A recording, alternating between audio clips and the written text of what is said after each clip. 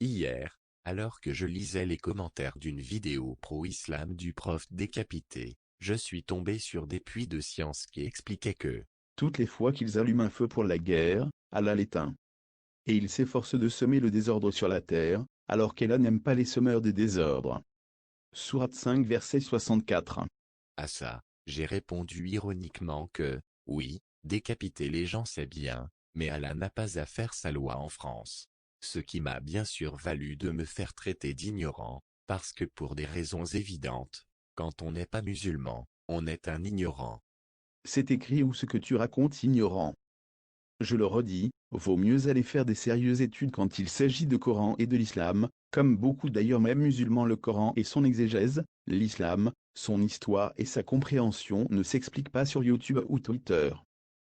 T'as l'impression d'avoir lu, tu n'as rien lu en effet. Donc si j'ai bien compris, leur texte s'annule une fois sur YouTube. C'est incroyable, comment pouvait-on savoir tout ça il y a 1400 ans? Vous m'envoyez bouleversifié, mais nous allons malgré tout essayer de répondre à sa question qui était C'est écrit où ce que tu racontes ignorant. en se basant comme il a dit sur le Coran, les exégèses, l'histoire, et la compréhension.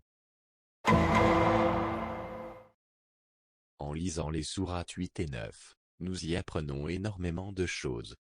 Comme par exemple le fait que le musulman qui a été abattu par la police pour avoir décapité un prof était en réalité innocent, il s'agissait donc d'une bavure policière.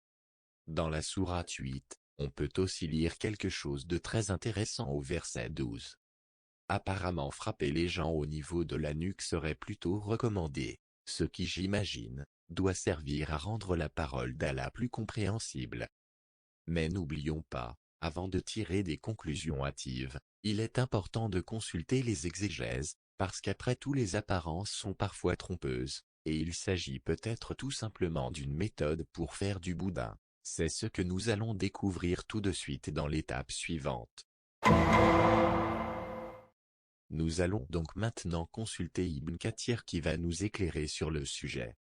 Et d'après lui il faut couper les membres et la tête de ceux qui ne croient pas à Allah. Il ajoute aussi que Mohammed a été envoyé pour les décapiter, mais il précise aussi que tout ceci ne s'applique qu'en cas de guerre avec les profs d'histoire. Donc le plus logique maintenant serait de se demander quelles circonstances nous mèneraient à une guerre avec les musulmans. Et à ce propos, Ibn Kathir nous explique que, d'après le verset 29 de la sourate 9 qui n'est autre que l'avant-dernière sourate révélée par Mohammed, comme nous renions ce dernier notre foi est incomplète voire nulle, et que donc, comme nous aimons bien manger du saucisson pendant l'apéro, comme nous suivons nos passions, et comme nous n'en avons absolument rien à foutre de son avis, Mohammed a fini par ordonner aux musulmans de nous décapiter. Mais rappelons-nous, il ne faut pas tirer de conclusions hâtives, parce qu'il faut maintenant tenir compte du contexte historique car après tout on n'est jamais trop prudent. Voici de quoi nous remettre dans le contexte historique de l'époque. Chaque fois que vous avez affaire avec un défenseur de l'islam ou un musulman et que vous parlez de djihad, presque immédiatement celui-ci rétorquera en disant « Et que penser de ces terribles croisades? Elles avaient aussi une justification morale, comme le djihad. Et on est aussi mauvais qu'eux, alors on ne parlera pas de djihad, mais des croisades. » Eh bien, voilà que j'aimerais vous parler ici des faits. J'ai pris soin de réunir les données des 548 batailles que l'islam a menées et qui constituent les batailles du djihad contre la civilisation classique. Ce ne sont pas toutes les batailles, ça dit très peu sur l'Afrique, sur l'Inde et l'Afghanistan. Ce sont principalement les batailles contre la civilisation de Rome et de la Grèce. 548 batailles, c'est beaucoup. C'est même trop pour bien saisir ce que cela représente.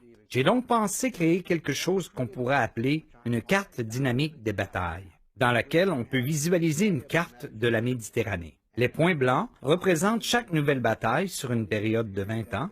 Donc, à chaque fois que l'affichage change, il s'agit d'une période de 20 ans. Et quand les points blancs deviennent rouges, c'est pour montrer le total de toutes ces batailles. Vous avez alors une vue d'ensemble de l'histoire de l'an 620 à l'an 1920 de notre ère. Voici les tout débuts en l'an 620 de notre ère. L'islam se projette hors de la péninsule arabique et commence à attaquer le Moyen-Orient. Notez que cela prendra peu de temps pour traverser la Méditerranée et attaquer ainsi le sud de la France et l'Espagne. Je vous fais remarquer ici quelque chose. Quand on parle d'islam, la plupart des gens pensent aux Arabes et pensent au désert. Et pourtant, on voit ici que l'islam use de son pouvoir sur toute la Méditerranée. Voyez comment les îles de la Méditerranée sont martelées. Le navire de l'islam attaquera les villes côtières en tuant, pillant, violant et capturant des centaines de milliers d'innocents et d'innocentes pour en faire des esclaves, comme on le fait encore de nos jours. Donc, sur cette carte, on constate que tout au long de cette période, des esclaves sont capturés. Plus d'1 million d'esclaves ont été amenés d'Europe pour aller vivre contre leur volonté dans le monde islamique. C'est une chose à laquelle on entend peu parler dans les médias, mais qui est totalement véridique. Il y a eu plus de 200 batailles uniquement en Espagne. Et on voit aussi sur la côte Est, en Turquie, que l'islam essaie de percer vers l'Europe. Maintenant, voyons ce qui se passe en Espagne. Les chrétiens devront combattre sur une période de 400 ans avant de repousser l'islam.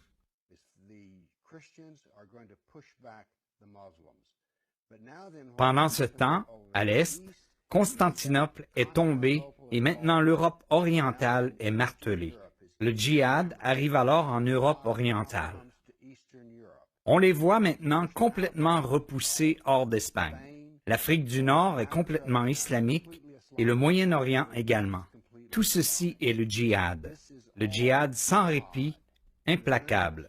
Et pourquoi est-ce ainsi sans répit? Eh bien, Mahomet était de son temps sans répit dans son djihad. Et comme ses adeptes sont de bons élèves de sa doctrine, ils font la guerre contre les kafirs, les incroyants, les infidèles, encore et encore. Et voici quelle était la tradition lorsqu'un sultan accédait au pouvoir. Le tout nouveau sultan devait lancer immédiatement de nouvelles guerres, afin que soit rapporté dans l'histoire islamique à quel point il avait bien combattu les infidèles. Donc, voilà de quoi avait l'air le djihad durant cette période. 548 batailles.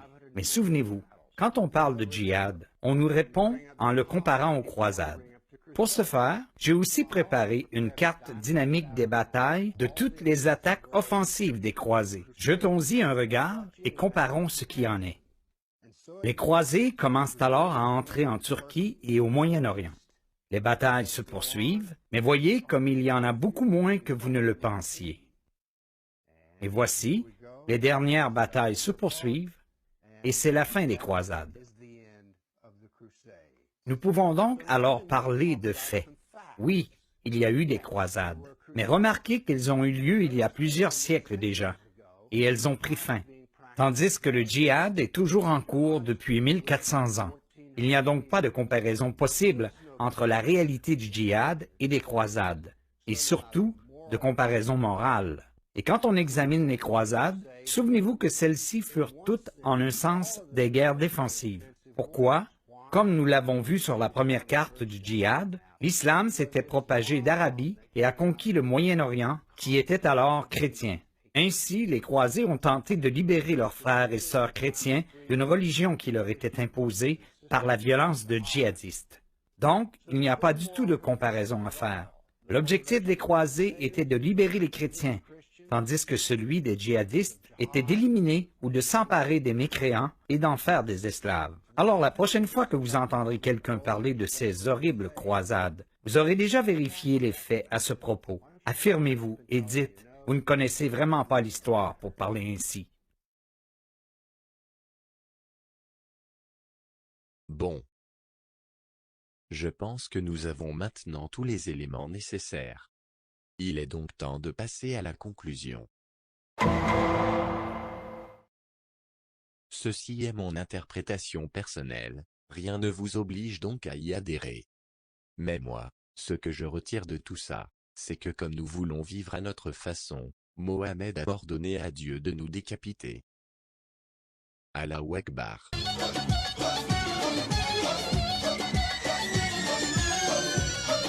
Allahu Akbar!